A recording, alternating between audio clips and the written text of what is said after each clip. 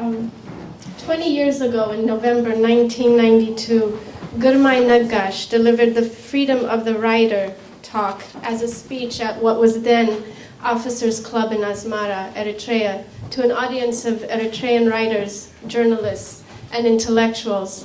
In that talk, he quoted a line from Camus, a French writer, and that line, the words were, "History's amphitheater has always contained the martyr and the lion.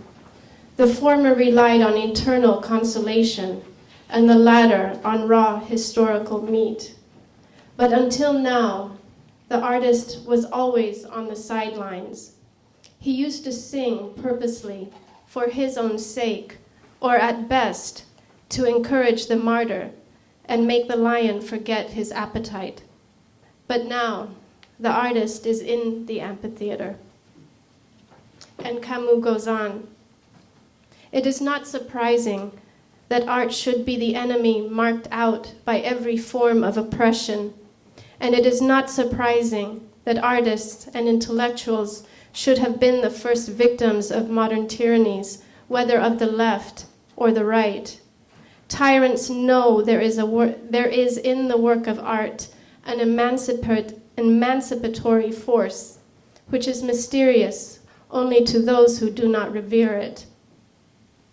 With these words, I'd like to welcome you tonight to an evening of poetry from the Horn of Africa, which is sponsored by Warscapes, an online journal. And if you have not gone to warscapes.com yet, please write this down. And when you go home tonight, please take a look. Warscapes has been around only since November, 4 months. But in that time, they've had pieces from nearly 30 countries and have readers from 136 countries. The magazine is a place for convergence, for those seeking to explore the human underpinnings of war and peace. And the international span of Warscapes is something they encourage and continue to encourage from not only their readers, but also their writers. It's a nonprofit initiative. And if you please go on there, you'll be able to subscribe to their weekly newsletter and take a look. If you just go tonight and Google Warscapes, you'll see on there, on the front page, one of the most striking pieces of art that I've seen from a very long time. And in this issue is writing that tells of Syria, Eritrea, I think Iraq. We've had interviews from writers from Somalia, Tunisia, France, Algeria. Everything is on there.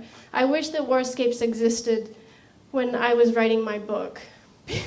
It would have made this attempt to humanize victims and perpetrators of war a lot easier, because that's what Warscapes does. So I encourage you, if you haven't gone on there, please do so and sign up for the weekly newsletter. My name is Maaza Mengiste. I'm a writer, a novelist. I'm very much a failed poet. So I'm a bit in awe to be in the company of such wonderful writers and poets. I will tell you as a novelist that I think that poetry is the hardest literary art form. To condense an entire novel in a few lines and to be able to create something that continues to have resonance reading after reading, year after year, is incredible. And we're in the presence of writers that continue to do that. I will introduce them very briefly, but their full bio is in the pamphlets that I think, the brochures that you have. And what I will say doesn't do justice to all their work, and I hope they will feel free also to speak. Our first writer will be Solomon Deressa, and he's an Ethiopian poet, journalist, and translator. He was born in the rugged Oromo country during the 5-year Italian occupation of Ethiopia. Influenced by his grandfather, who was an oral historian, Deressa fell in love with Ethiopian folk poetry. He attended school and university in Addis Ababa and received a law degree in Paris. His poetry went against the rigid classical forms of the Coptic Church, and the Church viewed his poems as impudent, destructive, and iconoclastic. Deressa's poems display a bold experimentation with language, a challenge to tradition, and offer an alternative to old forms of Ethiopian poetry through the use of free verse. Deressa writes in Amharic, English, and French, but not in his mother tongue, Oromo, Orominya, much to his own surprise. His poems are considered bawdy and belligerent and aim to offer a cultural criticism. His daring approaches to poetry have become a source of great inspiration to many young poets in Ethiopia. He currently lives in Minneapolis. Our next writer is, we're going in that order? Okay. Excuse me. Kasahun Chakol. And he's the president and publisher of Africa World Press and the Red Sea Press, and hails from Eritrea. I have to say also, when I was researching my novel, and as I continue to research and look for books to read about the Horn of Africa, that I see so often the Red Sea Press, and I have to thank you because it's disseminating knowledge and information that I don't know we would have otherwise. Mr. Chakol founded these two world-renowned publishing and distribution houses in 1983 and 1985 respectively to focus on African and African-American issues. He began his publishing career with a book by Ngugi wa Thiong'o entitled The Barrel of a Pen. Among the many awards and fellowships that he has received is the induction into the International Literary Hall of Fame. He has had many honors for the work that he's done in the publishing industry. Most recently, he was the recipient of the American Dream Award from the International Institute of New Jersey on May 19th, 2011. He will read work in Tigrinya, and Charles Cantalupo will read and have them in their translation in English.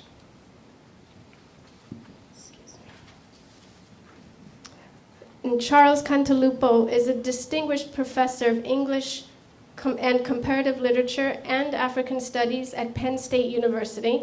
His latest book is a memoir, Joining Africa, From Antilles to Asmara. His translations include 3 books of Eritrean poetry, We Have Our Voice, selected poetry of Risim Haile, which is also available on CD, as well as We Invented the Wheel, and Who Needs a Story? Contemporary Eritrean Poetry in Tigrinya, Tigray, and Arabic. He is the writer and director of a documentary, Against All Odds, and he is also co-author of the historic Asmara Declaration on African Languages and Literature. And Ali, I practiced with Ali how to get the right Somali voice tones in my throat, but I don't think it will work. I think we'll go the American way. Ali Jimale Ahmed is a professor and chair of comparative literature at Queen's College, where he also teaches for the African Studies program and the Department of Classical, Middle Eastern, and Asian Languages and Cultures. He is also on the comparative literature faculty at the CUNY Graduate Center. I wasn't going to read this part, but I found it so interesting. He also, among many books that he has published, he also dabbled in that other witchcraft called politics. And in the early 1980s, he chaired a panel of writers that was asked to write the biography of the late President Mohammed Siad Barre. The finished manuscript was, for various reasons, never published. Ahmed has for several years now been at work on a book tentatively titled Reflections on a Hagiography. His latest book, When Donkeys Give Birth to Calves, Totems, Wars, Horizons, Diasporas, is slated to appear in March 2012.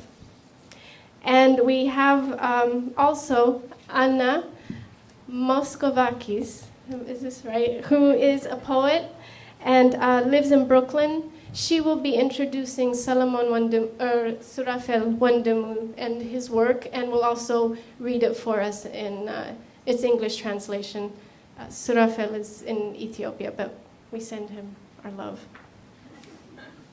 And thank you very much.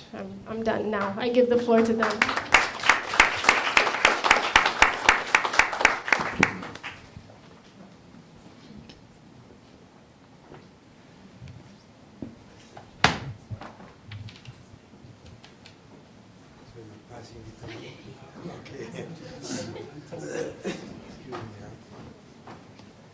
I started the day today in Minneapolis at 5 o'clock in the morning, and I've been running since then, and every single thing that I have tried to do has not worked, including being picked up at LaGuardia Airport. The guy who picked me up, very nice Egyptian guy, but I had to dig the niceness out of him because he was angry. He thought I was hiding from him. And, well, anyway, finally we got along, and like most Egyptians I've met, he turned out to be a very nice guy.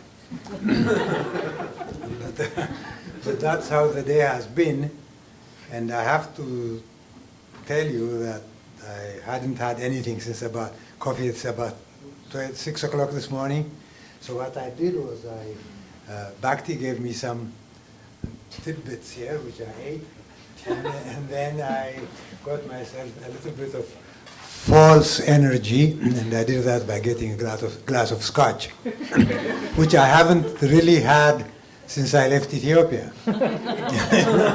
So, and I didn't think of it, it just happened. I walked over, and the man who was behind the counter said, "What would you like?" I said, "A weak scotch." And he gave me a weak scotch, and I can feel the false energy buzzing. And I've always wondered about my relationship to poetry. I've never thought of myself as a poet.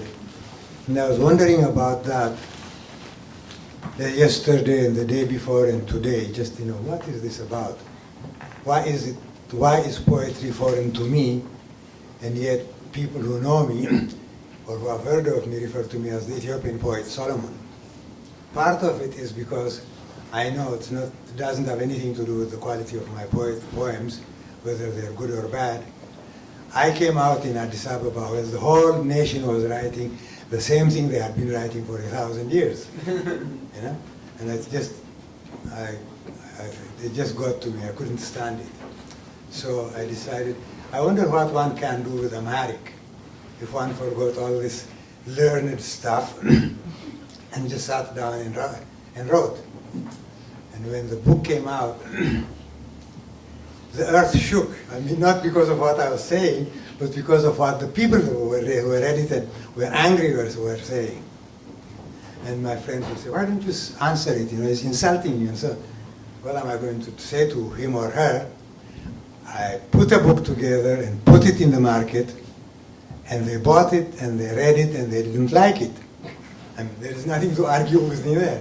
So I said they're entitled to their opinions, and I didn't go for a tit for tat and tell them what I thought of their traditional ancient poetry. I still think the same thing of it, by the way. Although I may be the only Ethiopian, I'm no longer impressed with Ge'ez poetry. I'm not interested with Amharic poetry. I am sometimes interested in the songs that come out in Amharic and in the other Ethiopian languages, with apologies to my Eritrean friend here. Tigrinya is also an Ethiopian language, not just an Eritrean language. But Tigrinya, Amharic, Oromo, Walaita, Gurage, and I counted at one time 84 languages. Not dialects, these are separate languages. The immense tragedy is some of them are dying because the people who speak them kind of want to be civilized like everybody else. They don't know how uncivilized the other Ethiopians are, so they think that if they speak the national language, that's one leg up. It doesn't strike me as that. And let me tell you, I am not a patriot of any place. Any place. If I were to become a patriot, if I were that big-headed, I'd be a patriot of the planet. And when people talk about, wherever I go, there are people who have been hurt, and there are people who have been doing the hurting. My heart and my feelings are always with the people who have been hurt. When the Eritreans and the Ethiopians were fighting about 5 years ago, I was in Ethiopia in 1998, the Ethiopians were preparing, and journalists followed me around with Michael, what do you think of this Eritrean war? We're going to do it to them. And I was later told I was lucky that I was allowed to live in one piece, because I said, people preparing to kill are the children of the kids that I went to school with, Eritrean kids that I went to school. You think I'll join you with that? I said, I'll sell Ethiopia any day for a penny to save them. Just as when my brothers were fighting Mengiste, and they were trying to get me to go and join them, I had a little girl that had just come into the world, who is now a young woman. And I sat and thought about it. Ethiopia on the side of the scale, Galani, my daughter, on the side of the scale. Every time Galani's name came, in my mind, the scale hit the ground. And so when one of my closest friends was at that time in Khartoum, organizing the Ethiopians who were going to fight the Marxists. I'm not a Marxist, by the way, I've never been. So it's not because of that, but in fact, when I was going to school in France, we had an Ethiopian Students in Europe journal. I was the deputy editor, and I was the only person who wasn't a Marxist. And I never hid it from them. I thought they were assholes, actually. And they thought the same of me. But we worked together. I never suspected that the friends with whom I shared rooms, with whom I lived, people like Daniel would someday go, I knew he was a Marxist, and I really respected his position and how clear he was about it. But when I heard that he was going to do the same thing that he didn't succeed, but Pol Pot did, wash the streets of Addis with Ethiopian blood so that it would be cleansed, I mean, the world came to a standstill for me. Where was I? That appears in the poem that I'm going to read you, so I'm giving you a background. And also, there is a tendency, among Christians, I was a non-Christian. I fasted Ramadan with my Muslim friends, although my mother had given me to a church to become a deacon, a Christian. Among Ethiopian Marxists, I was an anti-Marxist. And I didn't know what was that about until I finally, having brought up my kids, they got married and left, and my ex-wife followed them. And I was left in Minneapolis alone, and I had a lot of time to think. And what I realized was the fundamental problem of humanity is that they are Jews or Christians or Muslims or Buddhists or Marxists, because that also is a religion. To beliefs and faith, to me, is the temple of laziness, because it solves all problems for you know? Now, if you thought, and then I said, but what do I do with the fact my response to blues and African American songs, jazz is later. That is the pinnacle, I think, of the final arrival of humanity at a level that it had never reached. You know, the jazz of that people like Coltrane and Miles Davis and even Louis Armstrong and Lady Holiday and all those people created, that is in a totally different category. Humanity approached that level starting with people like Bach to the end of the classical period. And then it was done. We thought it was the end of it. And then African Americans rose and took it to another level. The only people, strangely enough, that realized that had happened were Europeans, not American whites. And at that time I was living in Europe, in Paris. and I got to know a lot of the big names of American jazz. Did it help me to understand the music? I think it did, because when you stand and drink with a Bud Powell and then listen to his piano, you hear it in a different way than somebody who'd never seen him. So that passed, and I got to a place here living in the United States for which I'm eternally grateful to the United States. It's my second spiritual home, and that was, I came to the realization that the only place left, if we're going to be human, is not to believe anything. There is no need to believe anything. There is no need to worship the American Constitution or the Bill of Rights. Use it when it's in your interest. But there's no reason to believe all the stuff that's in the Bible.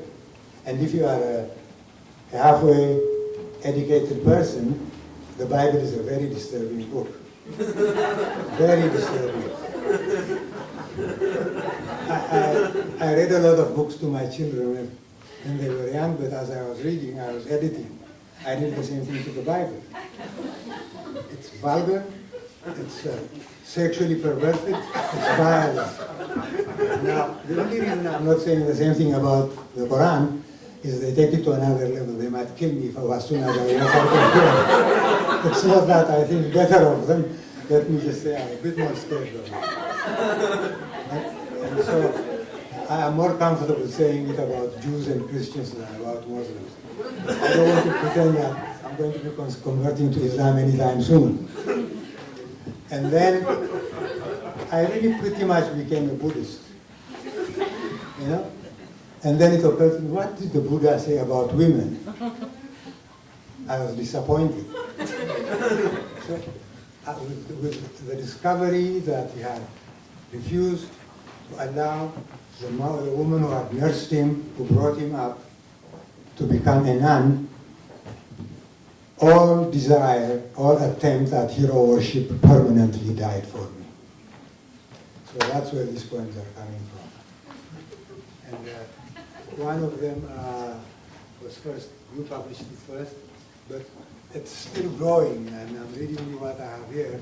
It's become about 2-3 times this long, and I think I'll be working on it for a long time. It's called the poem Sheathed, like a sword being put in a sheath and then being drawn. It has also sexual connotations, but I was really thinking of the non-sexual. The spirit and sex are very close to each other. That's where the Bible makes a mistake. Where the Bible makes a mistake is Let's change the mic. Thank you. So that way you don't have to have all the Yeah. Just be sitting there and I don't have to worry about it. Is this better? Yes. Okay. So it starts like this. Let me just give you some indications as I go along. I say the Eritrean Sea, which is how we refer to it. The Western world calls it the Red Sea, out of the Bible. I talk about Sabaean writing, and I'm not inventing. It was actually so intelligent that it went this way and then came back, and then this way and then came back, so that you didn't waste your time flipping your eye over. You were still reading every time your eyes moved. But I think they got civilized and they decided to go from left to right. This civilized thing comes up all the time. So in anxious confinement, apes masturbate against panic. With high-order abstraction, we sidestep the moment, and rhythm becomes time, and matter moves, streaming, and speech reaches to images beyond expedient abstraction.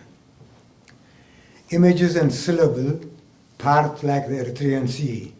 Somalia disintegrates at the tight end of unity.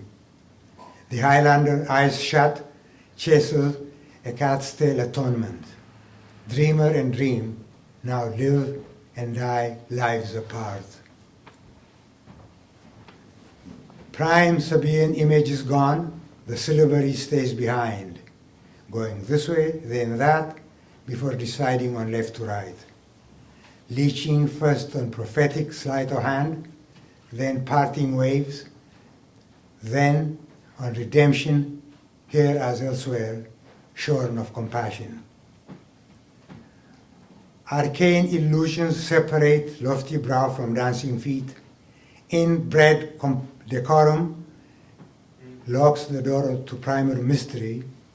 Only the occasional song leaks through between door and wall to repeat what we've heard thrice before. The poem, rebus, sound, bow to the paraverbal, speech rooted in wombs adjacent to the seat of power, the Adonai, the Exio, the Illahu, the YYY, the O, and the Ahum repeatedly reincarnate, or is not born at all. The seat of power, ever present at the play of light and shade, crumbles where table, picture, printer, petal, lips, or cheek intrude, and lovely time rides in on a whiff of bread, on a whiff of baked bread, the softness of skin and the sweetness of breath. Ah, how separation harbors yearning. Love, the firstborn of pulsating light, tells a harsher story, tells of separation and infinite yearning, then turns being into cadence. We, who've been fragmented by serif and soundbite, who have covered our tracks back to the silence before the first screen, we wait, though no one knows we are waiting. How come?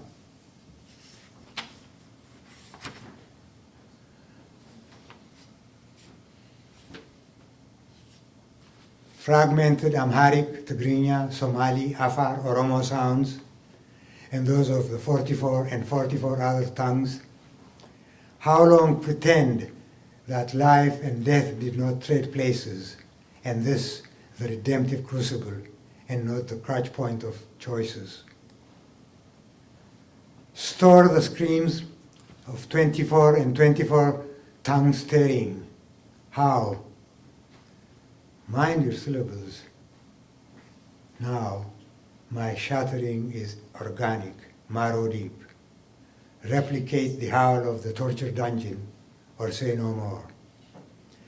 The learned barely glimpse their own noses.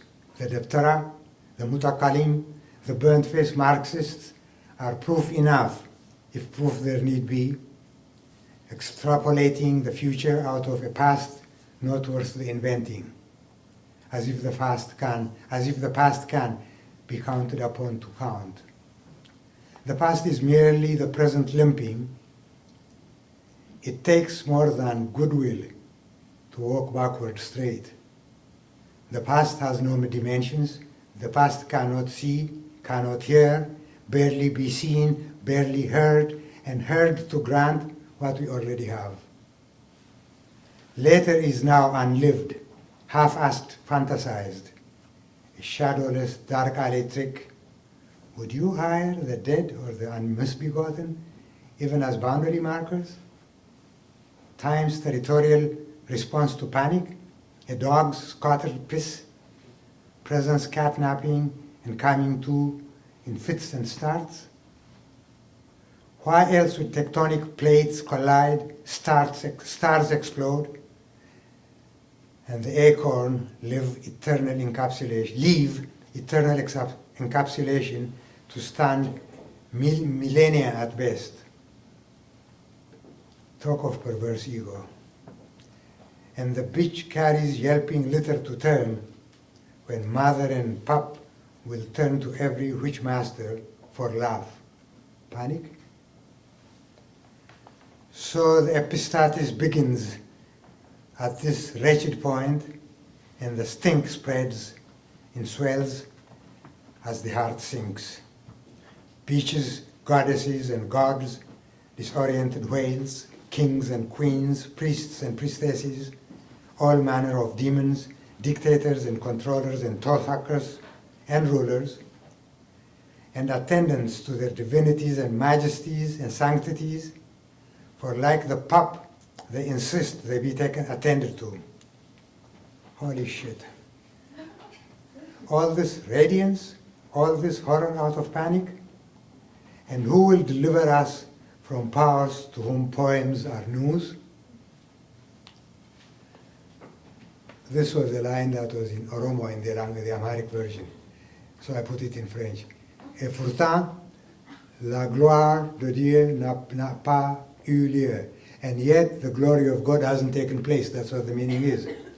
Just like you, I too am born of this. Like you, the shattered star, like the tectonic itch, itching toward rapture in the colossal rub, one pup in a litter, burning with the ardor of an inflated galaxy, and the black hole contained farth distinction.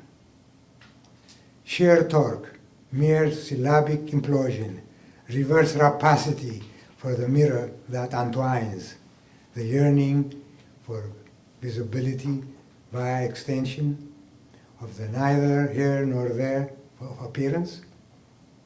Like you, like her, like him, like it, like us, like them. In panic I left, and in panic I launch me home.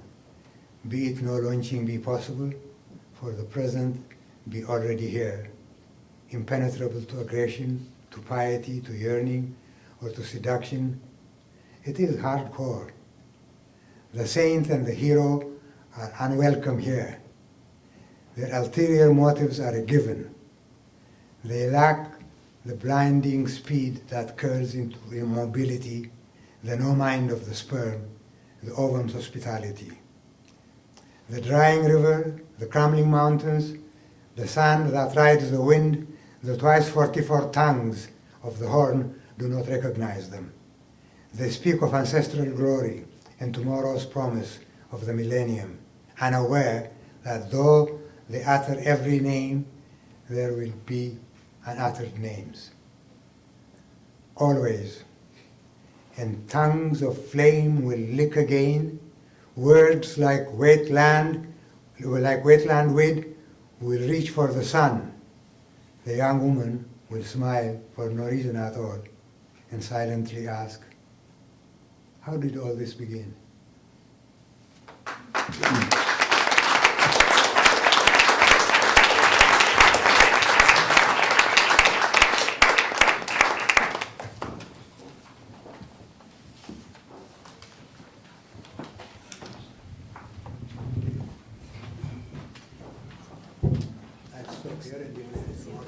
Really?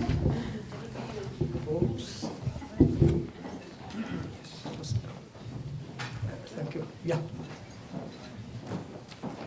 It's always really difficult to follow on the heels of what Solomon could really do, and only Solomon could really do.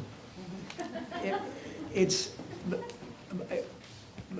Maaza talked about, and Solomon himself really talked about this before, when his first book came, it was called Lijnet in Amharic, which means youth, but it had a subtitle also.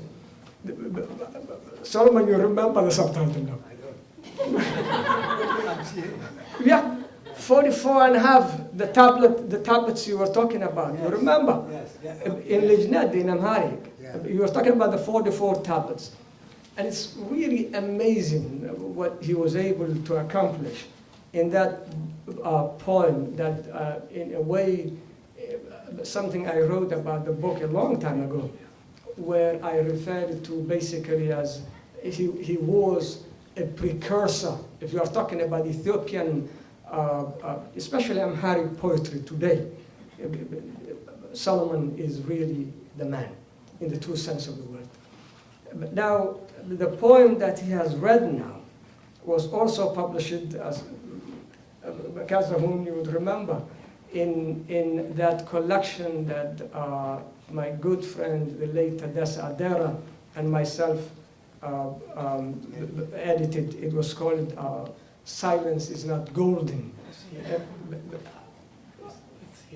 Yeah, oh, that's nice, my goodness. And the poem is in there too. And it was in that, after that poem actually. And by the way, the poem has really become, literally gone viral in a way. I don't know if Solomon, you are aware of this, but even great American poets like Charles Bernstein really quotes from that poem. Now, when I first read that poem, I wrote a poem in Somali, which had the following sort of, it is, of course, when you talk about Somalia, as Burton used to say, the country teems with poetess and poetesses and goes on and on.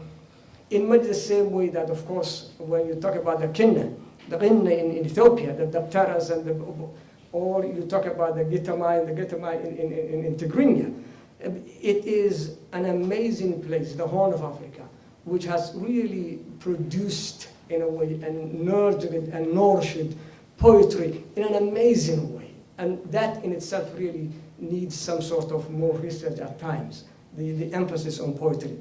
But I wrote a poem in Somali. Of course, the Somalis, they grade their poets in much the same way as in all over the world. The best poet is called Afmal, which literally means mouth of wealth.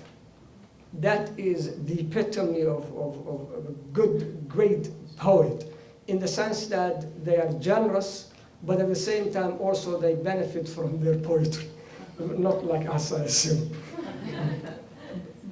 The second would be Aftan, which literally really means generous, someone with a generous mouth.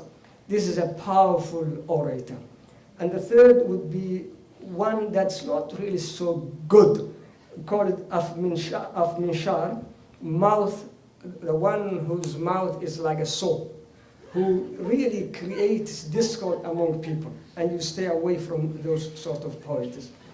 Then you have a group of poets called Afgaro, which literally means one who is not really a good orator.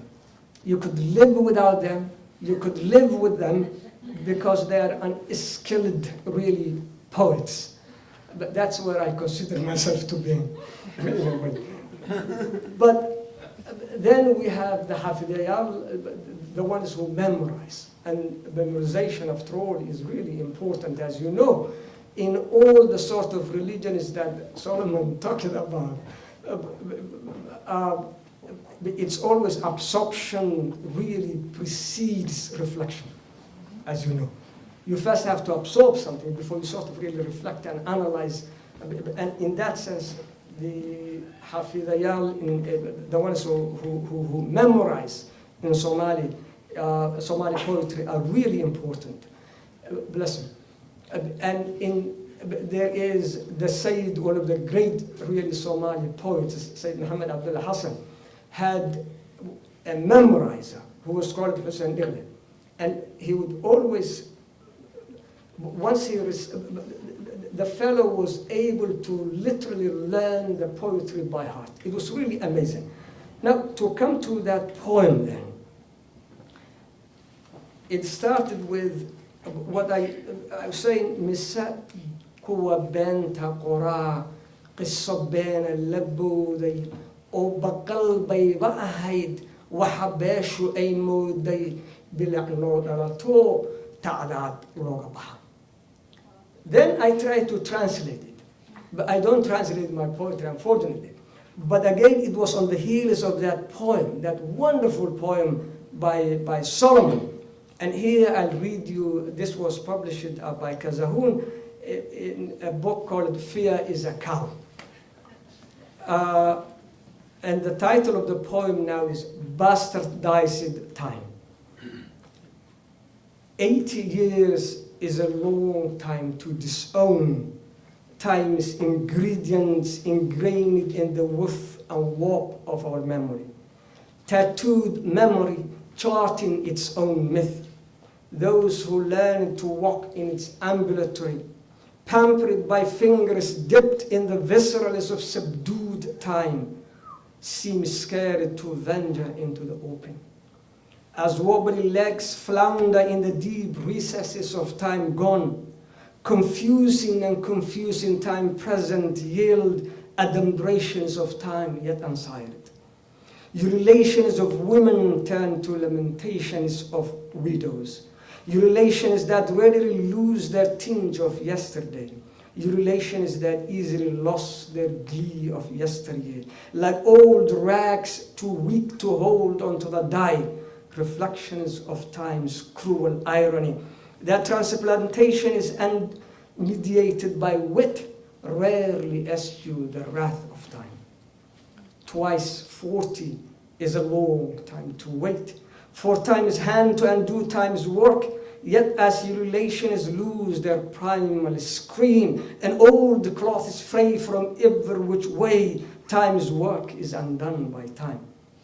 And the old maxim in the God-forsaken console time and time again, to destroy an elephant's bones, seek help from those of a fellow elephant, were it not for the hilt, were it not for the handle, top of treason supreme, naked axes in bare hands would never fell a tree. And it was on the really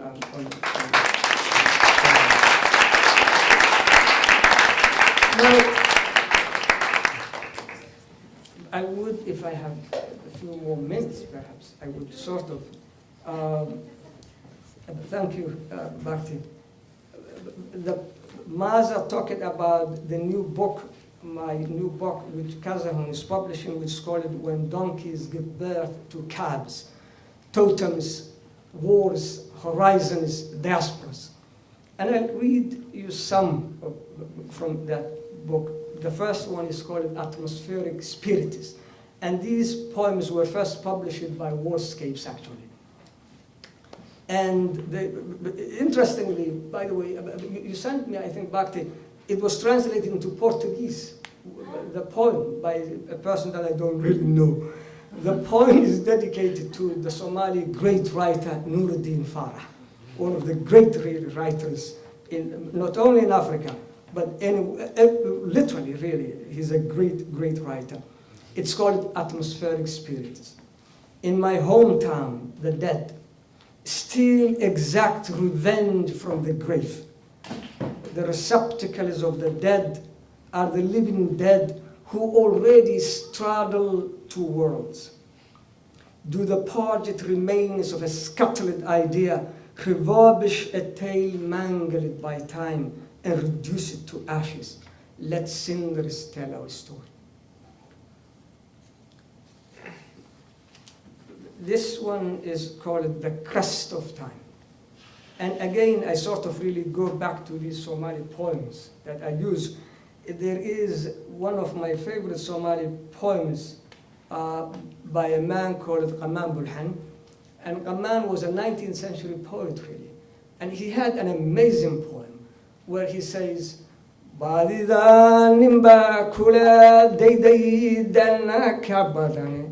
وان دون هين الحشا داين آبت كاي دتكونا مودي دول ودا دشون وحود دحسونين بعد إذا نبى كل دي دالنا كابدانه وان دون هين إن الحشا داين آبت كاي دتكونا مودي دول ودا دشون وحود دحسونين. It's a great poem by a 19th century poet, where he says, of course, in a nomadic background, stray animals abound always. You lose your camel, you lose your goat, you lose this. And he says, but that stray thing, the thing that you lost, there is a friend, supposedly, I'm not talking about Charles now, but he's next to me. But there is someone who's literally looking that stray animal with you.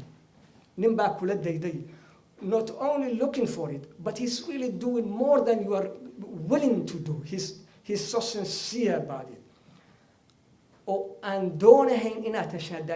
Yet that person is saying, may you not find this stray animal. dadkuna, then the other people around you would say, they are two brothers, because they don't really know. And you are in a position, if you were saying, no, he's not really a good brother, they will say, shame on you, because of the effort that he has put into this.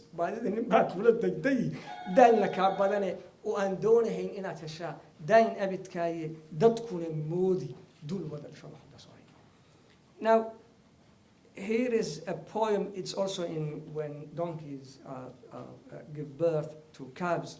It's called The Crest of Time. I'm carried on the crest of time, crisscrossing the earth and carried on the crest of time, capacious time, capricious time, gracious time, cruel time. Crisscrossing the world and carried on the crest of time, I'm deposited at the gates of a deserted dwelling. Crisscrossing the earth and carried on the crest of time, I hallucinate as silhouette mirages zigzag. Crisscrossing the earth and riding the crest of time, I plot against time. Crisscrossing the earth and riding the crest of time, I plot against plots. Crisscrossing the earth and riding the crest of time, I plot against me. In my quest for the truth, a crystal palace is no better than a chicken coop. Both nothing more than jerky meat to sustain the gaze. The last one, because I know the trouble the Somalis say is when you are sort of really switched in the middle. Solomon comes before you, Kazahun, Charles, and Anna comes after you. And by the time I am done, you won't remember anything that I had said. And therein lies the problem. But let me sort of, no, it happens. It happens. Things happen. But I will read this last poem called I Wanted to Write a Poem.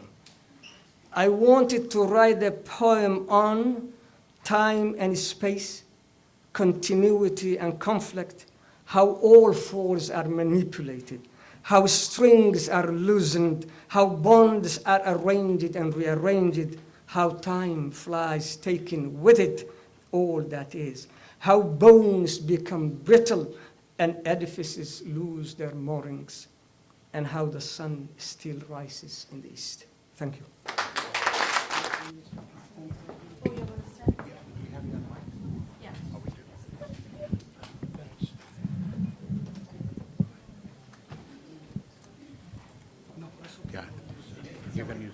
Oh, we'll switch then? We can switch. Okay. That's a better mic. No, we can. That one's better. That one's better. We can switch. It doesn't matter. It's okay. It's better. If you want to try it.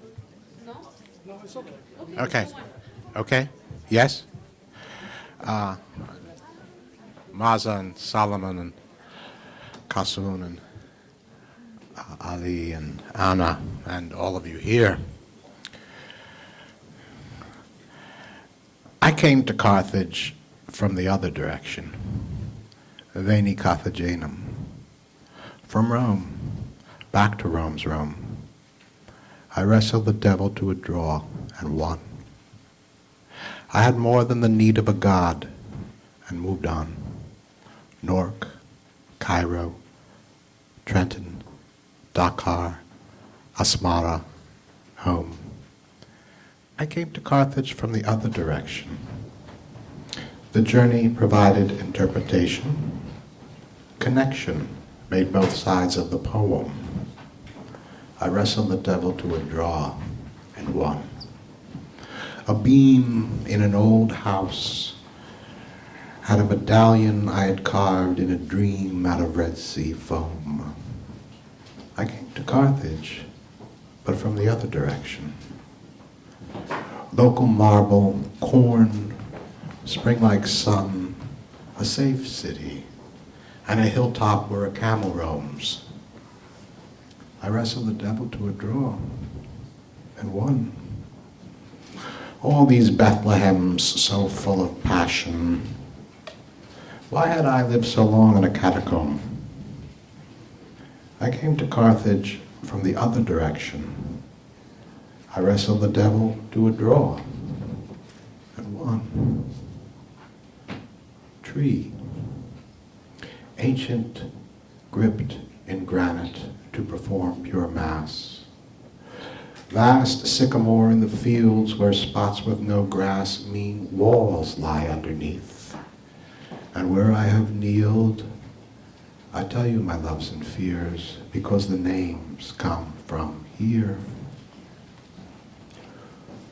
Well, dear ancient well that garbage fills, mere hole in the ground, great document read from the top, but reread from the deep.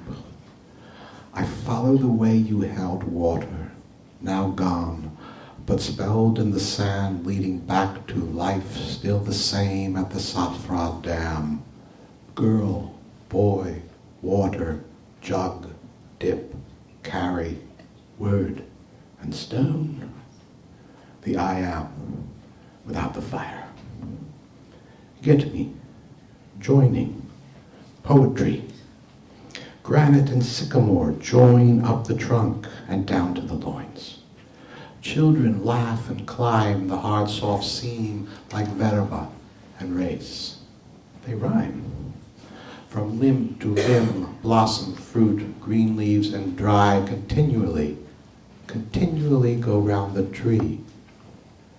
The oldest example of our language inscribes a stele in a field below. Stug, against, all, win. It stands out with the sun and a quarter moon. Adulite, join here and write.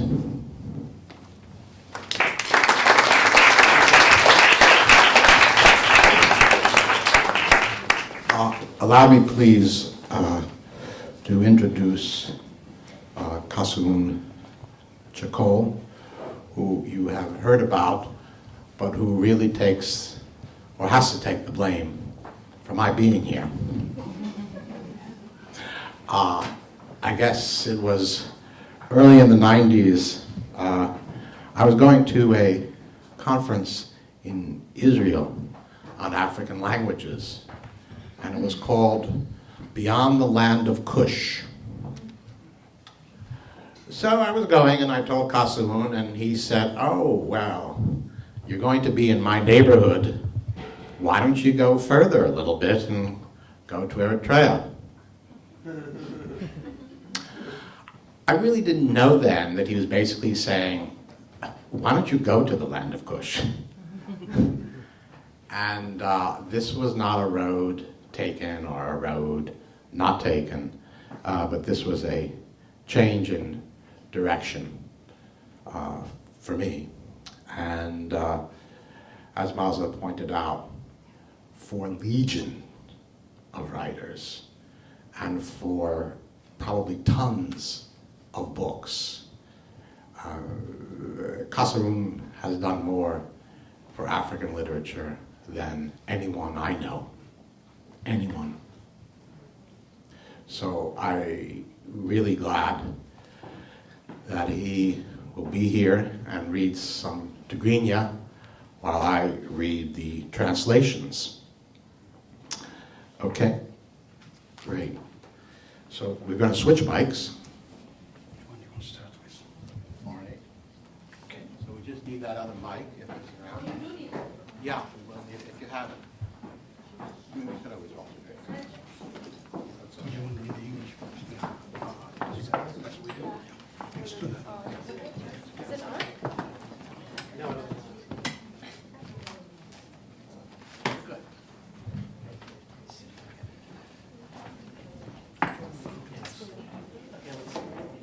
Want to do this?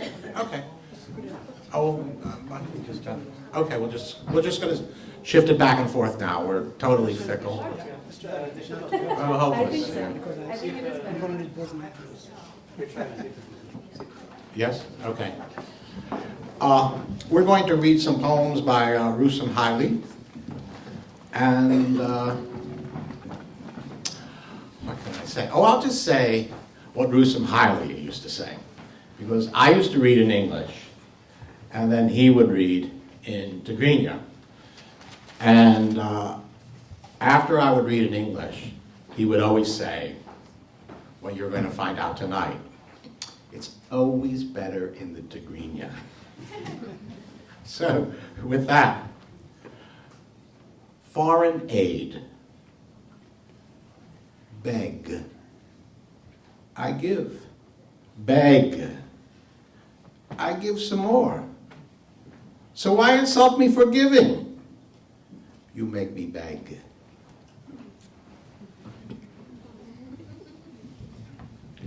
لماني تغابي لماني تغابي متغابي الفجر كايو ولا كي دي تغابي من لماني جيرو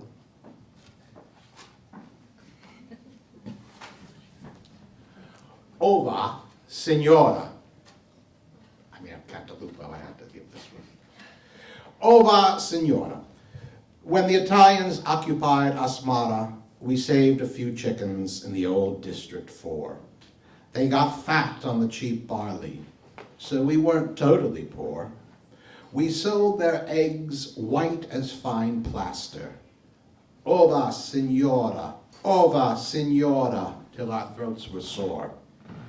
Thanks to these chickens, we survived while General Baldessera, fortified for war, ate omelets.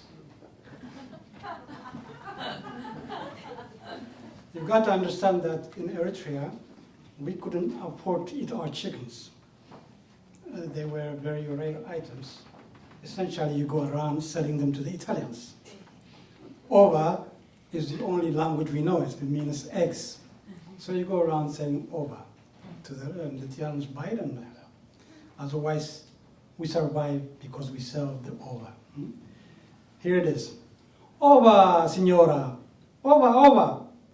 دراون يرنانا أبربع تسمرا وحدات تليفن أمورا سجن بلي عن زهترا بعقمن تحتيرن سبز سترا مقاقو حنز مسل نورا أوبا سينيورا نعنا بطيرا سلا درهون زعونا أوبا سينيورا النابلنا لحتيزنا جنرال باليديسيرا انتهي جيرولنا.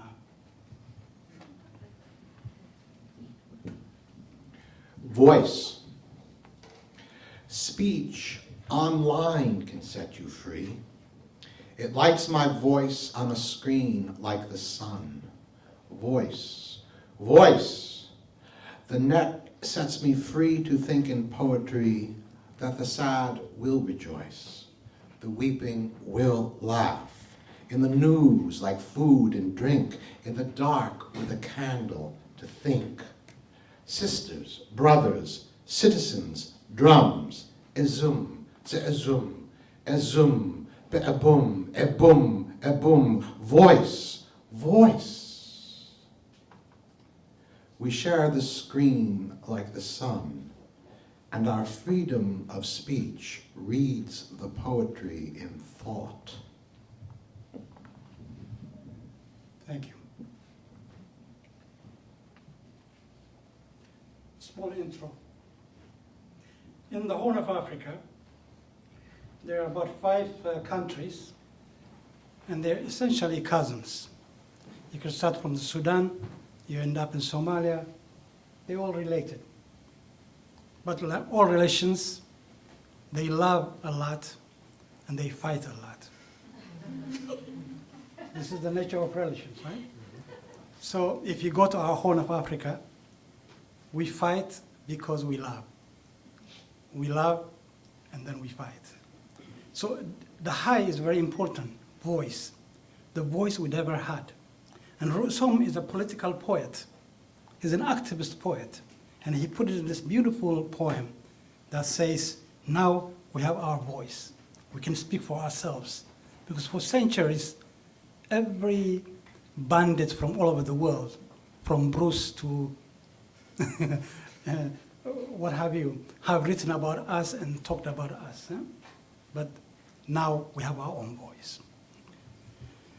دهاي انك حسابي ستحلي أب صحاي دهاي دهاي أصنع لي زوهاي عبد لي زبخي عنقر لي زتمي أستيل لي زتمي سلام بللي نزك عدي دهاي دهاي أبره لي لامباي مريت مس مساي مساي اسكي خبرو بلو ازم ازم ازم ازم ازم بدم بدم دم دم دم دم دهاي انك حسابي ستحلي أبصحاي انك حسابي ستحلي أبصحاي.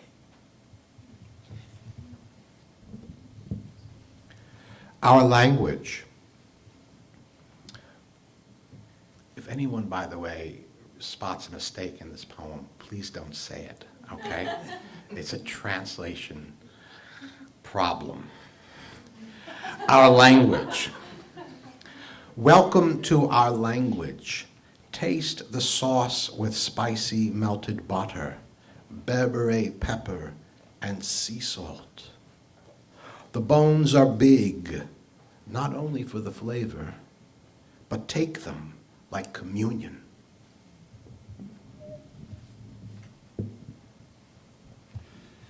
ቋንቋና እዚ ቋንቋና እዚ ትግርኛ ክትዕም ጨው ኣለዎ ክልምልም ጠስሚ ኣለዎ ክፍግም ዓፅሚ ኣለዎ ቅረብዎ ቅረብዎ እዚ ትግርኛ ኣስተማርዎ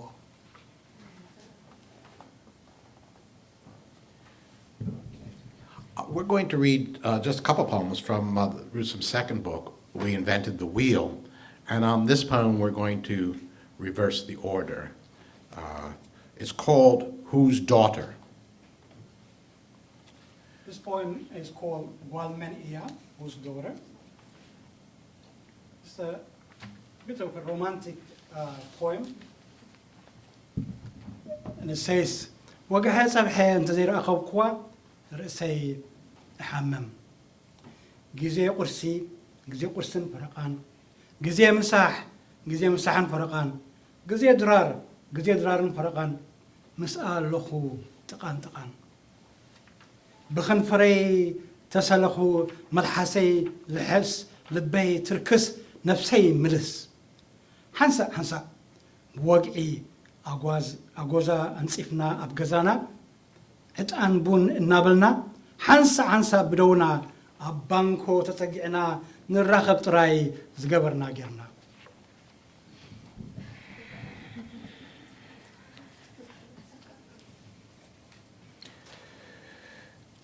If I can't have her every morning, every day, my head aches.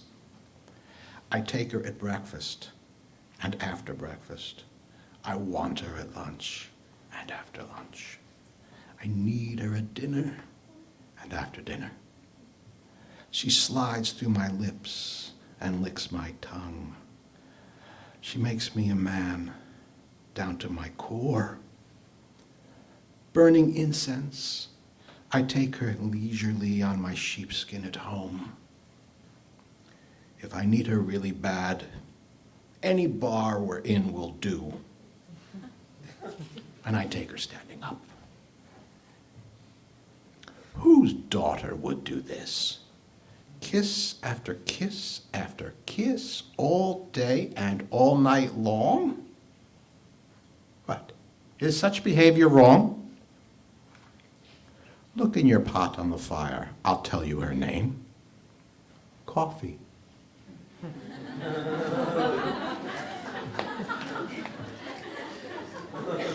There's a Starbucks right outside.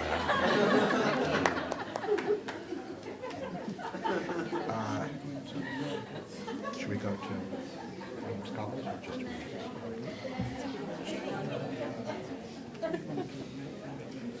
Oh, no regrets. 144. Okay.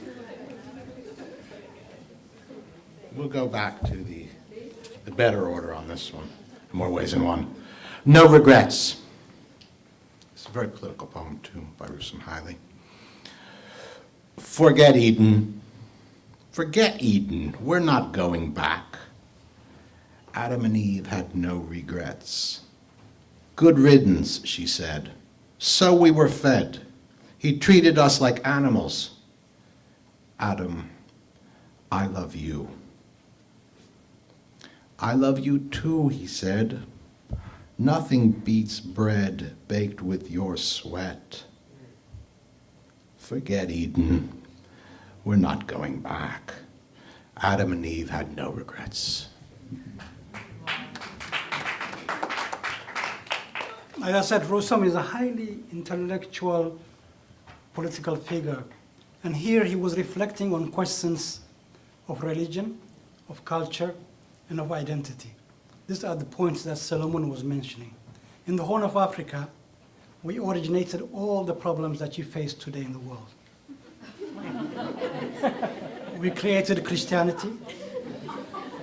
We created Islam. We created Judaism. So all the problems that you have today in the world come from the Horn of Africa. You can look at me.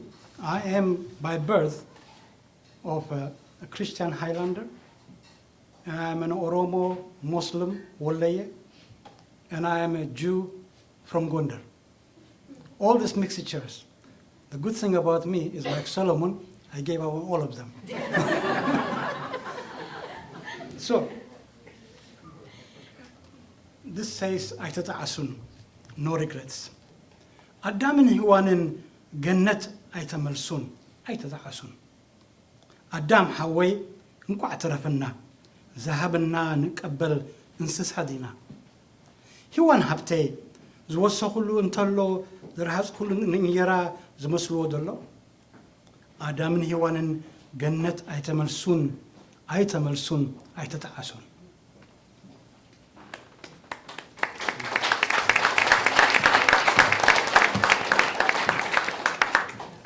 We're going to quickly change gears as we reach the end here. This is a poem by an Eritrean poet who writes in Tigrinya, Angasom Isak, and it's called Freedom's Colors. And it's just a poem that just has seemed to grow and grow and grow in stature in light of the last 12 months or 18 months. I saw a color unbelievably bright and like a powerful wind encompassing the sky, mirrored across the sea and pouring freedom all around me. I remember it again, the one and only true color of freedom. I never saw such white, such red like blood, yellow to pale all yellows and blue beyond God's grace. But freedom shines less now. The colors run into each other. I can't see one color alone. I don't know why, and never could I have imagined my vision ending like this, black, blacker than a crow's eye. Whether my vision has changed or if I have become smarter, again, I don't know. But I don't see freedom in one color only, as I roll my eyes like a chameleon, becoming whatever color I see to survive. I experience freedom as more than one color. I understand freedom as more colors than one, more than I have ever seen, more than I have ever heard, and more than I can explain.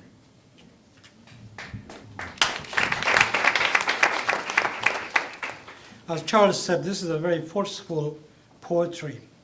In fact, I'm surprised that it was included in this collection, since this book was published inside Eritrea, and the poetry really is a critique of the present state structure. It simply says, we desired freedom, we have what is called freedom, but in reality, we cannot define it because we don't have the power to say it is this color or that color.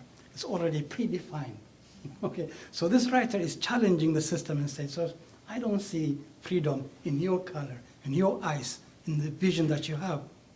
I also have a vision, I have a perspective. So it's a very challenging poetry, very challenging poetry. And I'm really surprised in many ways. They allow, if there were censors, they allowed it to be in this poem. So in Tigrinya, it goes like this. ሕብሪ ናጽነት, color of freedom. እዚ ሕብሪ ናጽነት ቅድሚ ናጽነት ይደምቕ ሓይሉ ከም ሓይሊ ሰማያት ንውቅያኖስ ንባሕሪ ቀላያት ብሰፊሑ ዘኸድን ዝመልእ ዝሓንጥ ድማ ኣብ ካልኦት ምርኣዩ ዘቕንእ ሽዑ ኣዝዩ ድሙቕ ሕብሪ ነይርዎ ከምቲ ክኾኑ ኣለውሉ ዝበሃጎ ከይፈልጥክዎ ሓደ ካብ መሰረታውያን ሕብረታት ኣህቦ ይደምቀለይ ከዓ ነበረ ንሱ ዝፃዕደወ ካብ ቀይሕ ዝቐይሕ ካብ ብጫ ዝበጨወ ፍጹም ሰማያዊ ከም ሰማያ ዝኸበደ ሞሕጂ ደኣ ስለምንታይ እዩ ድምቀት ሕብሩ ነክዩ ዝተዋሰበ ዝመስለኒ ምርድኡ ዝሸገረኒ እቲ ቀደም ኣካል ሕብሪ ናጽነት ዘይመስለኒ ጸሊም ከዓ ኣለዎ ካብ ኮህ ዝጸለመ ካብ ክፍሊ ጸሊም ዓይኒ መርኣይ ድዩ ጸቢቡ ወይስ ልቦናይ እናሓደረ በቂሉ ካልኦት ሕብርታት ኣለልዩ ከም ዝሮት ዓይኒ ነፋሒቶ ዝሮት ዓይነይ 360 ዲግሪ እንተዝኾነለይ ንዘገጠመኒ ሕብሪ ንዝወዓለኒ መዓልቲ መሲለ ክትሓድር መምሃርክዋን ነፍሰይ ከመይ እዚ ሕብሪ ናጽነት ሓብጀርጂሩ ከምቲ እዝኒ ብምስማዕ ዓይኒ ድማ ብምርኣይ ኣይመልአለይን ዘሎ Thank you. I'm going to read the English translation of the title poem from this anthology, which is also on the table, called Who Needs a Story?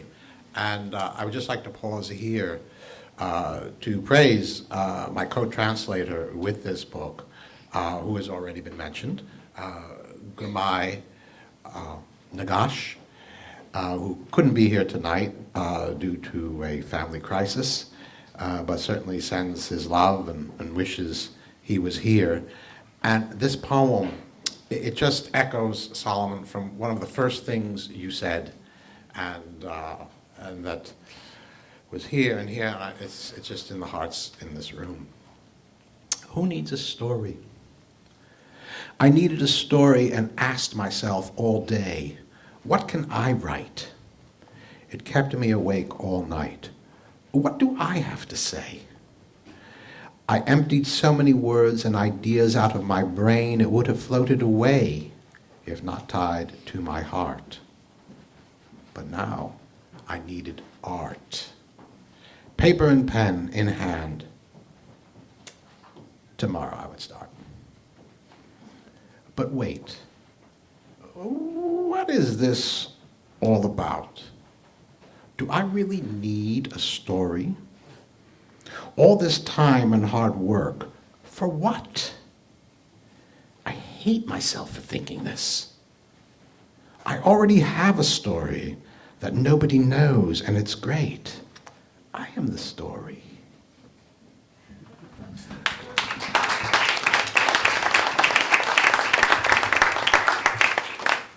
So, tonight you got a poor imitation of Gurmai Nagash. If he was here, he would have read Tigrinya poetry in a beautiful, beautiful way. In any case, this poor imitation, since most of you don't speak Tigrinya, sounds good, right? So we will pretend. This man is too modest, as you know. Why it's Hefe is the story. Who needs a story? Ma'atin layti dakhime, rarikhe zaydqis tor hasabat hazile, ተጨኒቀ ውሽጠ ሙረየ ሓሊበ ሓሳብ ንሓሳብ ጋጭየ ቃላት ኣብ ሸኽነይ ሓቂነ ዝፃዕለይ መሪፀ ብልበይ ዛንታ ቀዊለ ብርዐይ ወረቐተይ ኣዋሃይደ ተዋሃይደ ትማሊ ምሸት ትንቲነ ፅውፅዋይ ክፅሕፍ ሓቂነ ግናኸ ኮንቱ እዩ ነይሩ ዘይድሊ ዝኻም ጊዜኽን ሓንጎልካን ንብላሽ ምብካን ከመይሲ ፅውፃይ መፅሓፍ ኣይመድለየንን ንዓይ ወላ ይፍለጥ ምዕራፍ መወዳእታይ ንኾንዶ ባዕለይ ፅብቕቲ ፅውፅዋይ ኩሉ ሎምስ ንዓቕዕያ መዚናያ ነብሰይ ፅውፅዋይ ከለኹስ ፅውፅዋይ መፅሓፈይ Thank you. That's a wonderful poem by a writer, Tsegaye Yohannes, one of whose poems is going to represent Eritrea in the Olympics. And his nickname is San Diego because of the T-shirt that he wore during his 14 years in the field during the Eritrean struggle. Unfortunately, there's no Hall of Fame for poets in Eritrea yet, but that T-shirt will make it. This poem explains what Kazun just said, how he is a Christian, Jew, and a Muslim, and none of the above, too. Jerusalem. Are you the famous one? David's own and the daughter of Solomon? Jerusalem? Or are you a wild animal? Gold draping your head, piercing your nose, and flowing down your neck and breasts. Many call you beautiful. You belong to me, claims the Jew. Let me share you, the Muslim offers. Come to me, the Christian commands. Do you have magic between your thighs? Not enough for Jesus, Mary, or Muhammad. They ascended, taking their bodies with them and leaving you behind. But I know someone too with more affections. Asmara, my steady who always provides. May God protect her and me from your charms.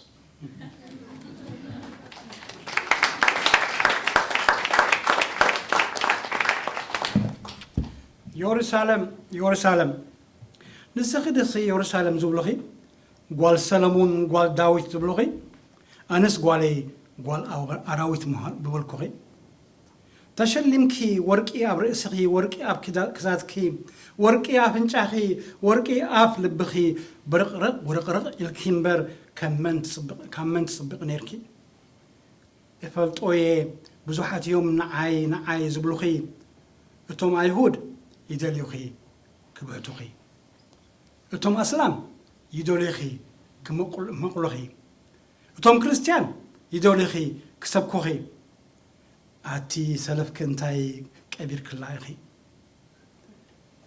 እፈልጥየ ብስግኦም ብነፍሶም ዝሃደሙ ኻባኺ በዓል ክርስቶስ በዓል ሙሐመድ ዓሪጎም ሓዲጎሙኺ ማርያምሲ ኣይፈልሰትን ዶ ብዘይካኺ ክሊ በጃኺ ኣነስ ኣይቀንእን በኣኺ ኣለዋኒ ብረኽቲ ብብሕሪአን ብመልክዐን ዝበልጻኺ ሴት ምስ በላ ሓጓብ ሞጓብ ዘይብለን ከማኺ በዓል ኣስመራ እንታይ ክትተውፅእለን ኢሉ ዘሪኺ ኪዲ ኺዲ ኣይልክን ሕብርኺ So, this is the last one, eh? Last one. Okay. That was a poem by Rusum Haile, as is this. And it was Rusum Haile's most famous poem. And it was a poem that he was known by. And in Tigrinya, it's Alawana, Alawana. And I would be with him in a field, out somewhere way in the countryside.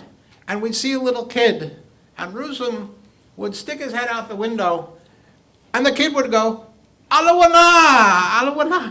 And everybody knew him. One night we were walking in Asmara, and this person who was very drunk, late at night, is coming towards us, and I'm thinking, I'm dead. And he sees Rusum, and he says, Alawana. And Rusum says, one of my best readers. Well, this is the English, but the best is yet to come. We have men and women who sacrifice their lives. We have a nation. We have women and men to gather and provide. Men and women who lead. We have independence. We have equality and justice. We have women and men. We have black, white, and red. We have men and women without end in the struggle to grow, study, and persist, who think and think again to teach, learn, and know. We have women and men without the lust for power who stand up or down with our consent. We have God and a future. We have men and women who belong in our nation, and we belong with them. Rejoice. I say it again. We have women and men. Rejoice.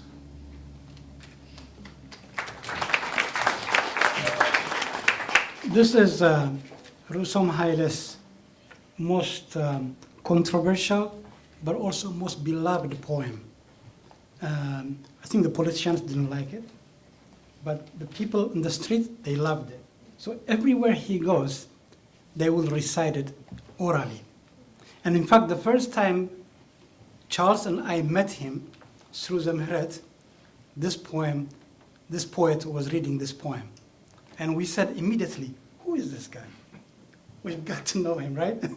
And we became friends after that. And of course, at that moment, we could not touch him, or because he was surrounded by the whole country, you can say. I'm going to ask your indulgence, because in this poem, you have to participate. Okay? What page? 44. 44, okay. You have to participate. 45. All Horn of Africa poetry is participatory poetry. It's not singular, individual poetry. You read poems because the other people around you also recite the poem with you. As Ali said, when a poet is loved, people remember his poetry, memorize it, and recite it everywhere. In christening, in mosques on Fridays in Juma, in burials, what have you, they will do it. So you're going to play this role with me. We're going to have two stanzas. On the second stanza, I would say, Allona, Alwana, which is we have. The Tigrinya has a feminine and a masculine sound. In this case, in English is a very poor language. Excuse me, it has only a single sound. So, but in any case, you're going to participate in the Tigrinya. I'm going to do the first stanza. Nahagurum nahagaran, hiwotum hiwoten, zahlfa, ሃገሮም ንሃገረን ናጽነት ዘትርፉ ንህዝቦም ንህዝበን ዝመርሑ ዝመርሓ ዝጥርንፋ ኣለውና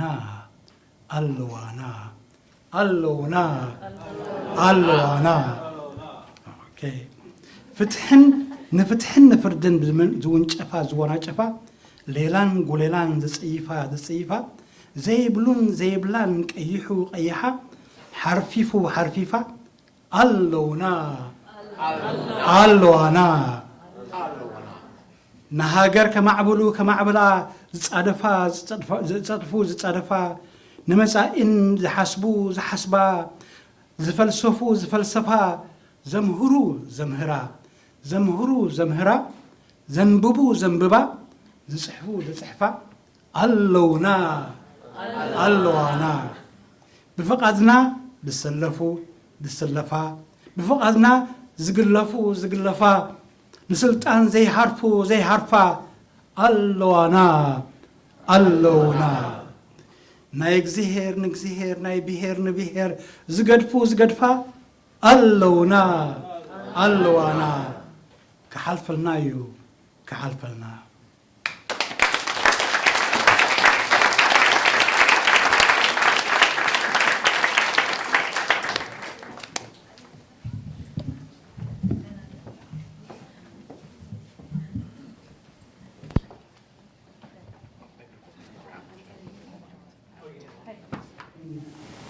The book. The Kene is a wax and gold Amharic phraseology. He cannot translate easily into English. So he did an exceptional translation of the Amharic narrative. But when it comes to the Kene, he's stuck. He couldn't do anything about it. Okay? Because it means one thing, in fact the author means something else. So I sent it to one of the best Amharic scholars that I know of, Professor Getachew Haile, who is in Minneapolis or Wisconsin. About 80 miles out of Minneapolis. And essentially he told me the same thing. The Kenya cannot be translated into English. So the novel remains suspended. The novel remains suspended for 24 years. I have not been able to publish it. Maybe Solomon, with his very positive view and very critical view of Amharic, can do it. You should do it in French. And then we will publish this classic Ethiopian novel. Yeah, I'm not, Getachew is a very, very respected scholar and a man of great achievement, no question about it. But even in prose, he's not exactly my favorite writer. In Amharic. So, I mean, I'm sure when he hears this, he'll write to us. Mind you, I may be the only Ethiopian who has read all of his 4 books. And also written to him my gratitude for what I've read from him. Yeah. But I can't imagine Getachew translating in English any kind of halfway decent poem or anything. He can lecture on it, he can analyze it, and teach it to students who might then be able to do it. But let's face it, being a specialist in a language and knowing it well, and having the language just ooze out of you are 2 different things. It doesn't happen now to me because I think I'm getting old. But it used to, Amharic just used to flow. It was about love. So I'm not constantly, when I know Amharic, I'm not saying I don't love it. Otherwise, I mean, I live in the United States now, I've completely switched to writing only in Amharic. And I'm not even an Amhara, I'm an Oromo. So that's not the issue. But whether it's the Amharas or the Oromos where I come from in Wallagga, it's not that we have too little to share with the world, but we don't think we have much. It's not that we don't. We don't. And therefore, when people ask me, what do you eat in your country? You can't find the food here. I like goman, and my friends found that colored, green, if you know how to do it, comes out tasting pretty close. You know? So it's that kind of, I think it's, I wish we had more self-confidence and just could say we are neurologically very, very similar to South Africans, the blacks and the whites, and even the Boers. We are very similar to Americans and French and everybody in the world. We're not that special, even in our poverty. Okay. Any other questions? Let's see. Okay, one back there. Yes. One here. Please speak loud. Yes, Pastor Boone, can you talk about the role of poetry in the liberation struggle in the Eritrean context?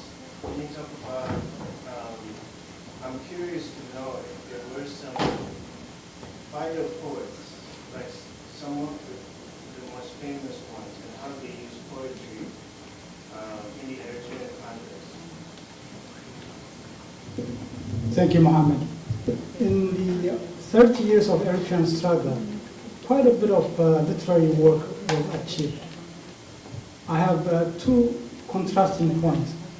On the one hand, most of the poetry and literature written during the war, during the armed struggle, is pretty much very linear, political, and dogmatic in its character. So you really get bored reading it, to be honest with you. Because it simply says we're great people, we're going to win, and what have you. And that's necessary in a nationalist movement. They needed to say those kind of things. But now, when you read it, you say, what were they doing? There was no critical point of view. There was no sensitive point, there was no romantic point of view. To me, if there are no flowers, there's no romance, there's no music, there should not be any revolution. Period. You know? All of those go together. That's the only way you can achieve a humane society, is to have good music, to have good, what do you call it, romance, or good, you know, appreciation of beauty, and good flowers. Then you have And you know, when you were reading the translation, before you read it, the second poem, the music that came up, I know exactly within a matter of 10 square meters where that, not the music, where the inspiration from that came from. It came from very close to Hakim Orkane's home in Arada. Huh? When you hear it, you go, you know, we go there. So you can't go and, by the way, it's Hakim Orkan, Dr. Orkan, is Salome's grandfather. And there are, I used to say that I can walk around Addis just listening to music and know where I am, or can kind of wear a blindfold and walk around Addis and know where it is, like stink. You know? So you can't translate, you can't take all of that. New York stinks also. If you live here, you know, So just to finish the point with Muhammad's thing, on the poetry of the armed struggle. The moment Eritrea became independent in 1991, the shift in literature changed dramatically. why?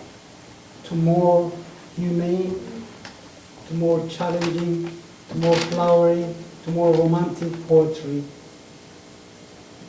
Yeah, and really, really strong one. But of course, then politics intervenes, and politics says, we don't need this. You know, and the young people challenge it, and they still do. And that's why we have these collections of poetry. If I may just, this is a very important point really for Eritrean poetry. In this anthology, most of the poets are fighters, and they learn their craft in the field. And as we were pulling together the poems and trying to get the anthology together, just as Kasumi said, we ran into the problem that a lot of the poems were fairly, straight, literal nationalism. But that brought up another problem, because when I first looked at the poems, it seemed as if they were all like that. And I couldn't believe that was true, because these poets had been through what they had been through. Obviously, I would never question how genuine their emotions were and what they were feeling. And then I had to face another problem, and this was a problem of translator. In the English language, we really don't have a credible contemporary language for war poetry. We really have to go back. We're starting to see some poems come out of Iraq, some books. I don't know them very well, I don't mean to offend anyone who's writing them. But we really don't have an English that functions as a successful war poetry since, say, the end of the 19th century. Maybe thinking of Kipling's Epitaphs of War, and maybe something you might find in Tennyson. Since then, we've only had irony in World War II.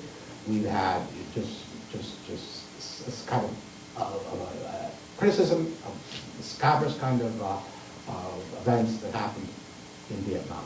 So that while we had to deal with poems that were too straight and nationalistic, it took a while to massage these poems and suddenly try to find an English that was worthy of them, an English that would work, that wasn't just deracinated because of 2 world wars and Vietnam and all that. So it really did cut both ways in this process, and that to me was a critical problem. And we struggled with it, and we continued.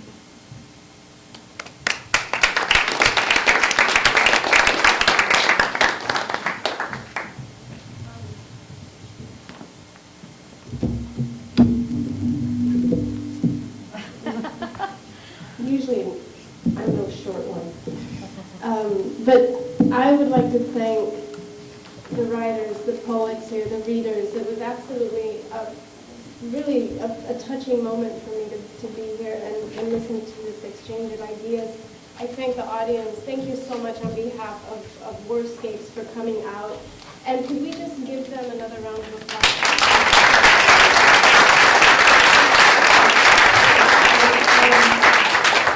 Don't forget that there are books back there.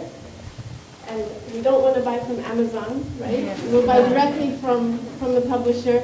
And there's also drinks over here, so please feel free to mingle. We will still be around. Ask questions, talk to people that you didn't get a chance to talk to. Thank you so much.